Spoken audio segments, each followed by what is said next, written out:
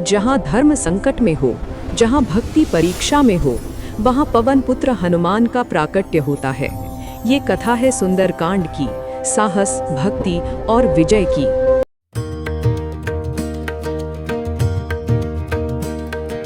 माता सीता का पता लगाए बिना लौटना अपमान है।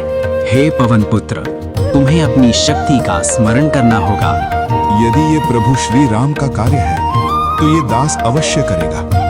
पवन पुत्र हनुमान प्रभु श्री राम के कार्य हेतु महासागर लांघने निकल पड़े। रास्ते में उन्हें मेनाक पर्वत मिलता है जो उनसे कहता है कि हे पवन पुत्र, आप थक गए होंगे, कृपया थोड़ा विश्राम कर लीजिए।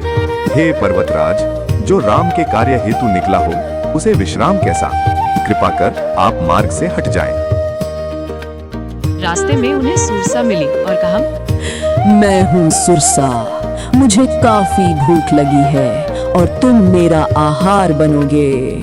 ठीक है देवी, अपना मुख खोलो, मैं तुम्हारा आहार बनने को तैयार हूँ। हनुमान जी ये कहकर सुरसा के मुख में प्रवेश करते हैं, परंतु अपनी चतुराई और समझदारी का इस्तेमाल करके बाहर भी निकल जाते हैं।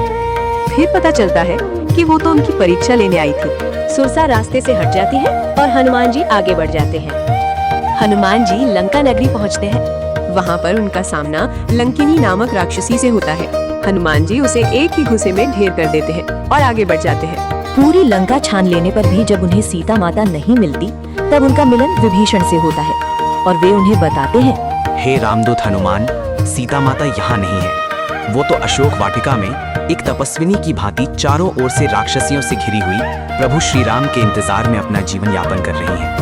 ये जानकारी मिलते ही पवन पुत्र हनुमान सीता माता की तलाश में अशोक वाटिका पहुंचते हैं। थोड़ी देर बाद वहां रावण आ जाता है और सीता मैया को डराने की कोशिश करने लगता है। ये देखकर हनुमान जी भावुक हो उठते हैं, परंतु खुद को विवश पाते हैं क्योंकि वे उसे कुछ कर नहीं सकते थे। थोड़ी देर बाद जब सब चले जाते हैं, तब हनुमान जी ऊपर से एक अंगूठी सीता मैया के आगे फेंकते हैं। वो अंगूठी देखकर सीता मैया सोचती है, ये अंगूठी तो प्रभु श्री राम की है, ये यहाँ कैसे आई?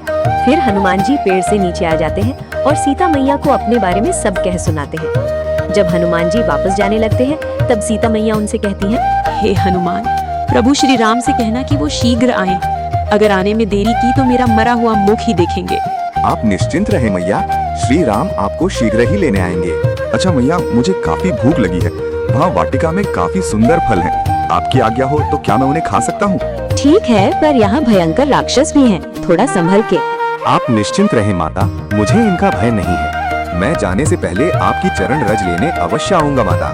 फिर हनुमान जी वाटिका में जाकर फल खाते हैं और विध्वंस मचाते हैं, जिसे देख राक्षसों में कोलाहल मच जाता है और हनुमान जी के साथ रावण के बेटे इंद्रजीत जैसे पराक्रमी योद्धाओं से युद्ध होता है और उन्हें नागपाश में बांधकर रावण के समक्ष प्रस्तुत किया जाता है। एक दूत होकर इतना साहस करता है, इसकी पूंछ जला दो।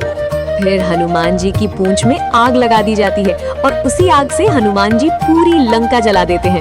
उसके बाद हनुमान जी सीता मैया के पास उनकी चरण रज लेने जाते हैं और सीता मैया उन्हें निशानी के रूप में अपनी चूड़ामणि देती है। हनुमान जी चूड़ामणि लेकर समुद्र लांघकर वापस आ जाते हैं और पहले अपनी भूख शांत करने के लिए पहले थोड़े फल खाते हैं। फिर वो प्रभु श्री राम के पास जाते हैं, उन्हें प्रणाम करते हैं, चूड़ामणि देते हैं और कहते हैं, प्रभु मैया वहाँ सकुशल है, परंतु फिर हनुमान जी सीता मैया का पूरा संदेश प्रभु श्री राम को कह सुनाते हैं और प्रभु श्री राम अपने आप को हनुमान जी का ऋणी बताते हुए उन्हें अपने गले से लगा लेते हैं। इस प्रकार हनुमान जी अपनी भक्ति, साहस और पराक्रम का परिचय देते हैं और ये सिद्ध कर देते हैं कि जहाँ भक्ति है वहाँ सुंदरकांड है, जहाँ हनुमान है वहाँ असंभव भी संभव है। तो बोलो सियावर रामचंद्र की जय, पवन सुत हनुमान की जय, पार्वती पते हर हर महादेव।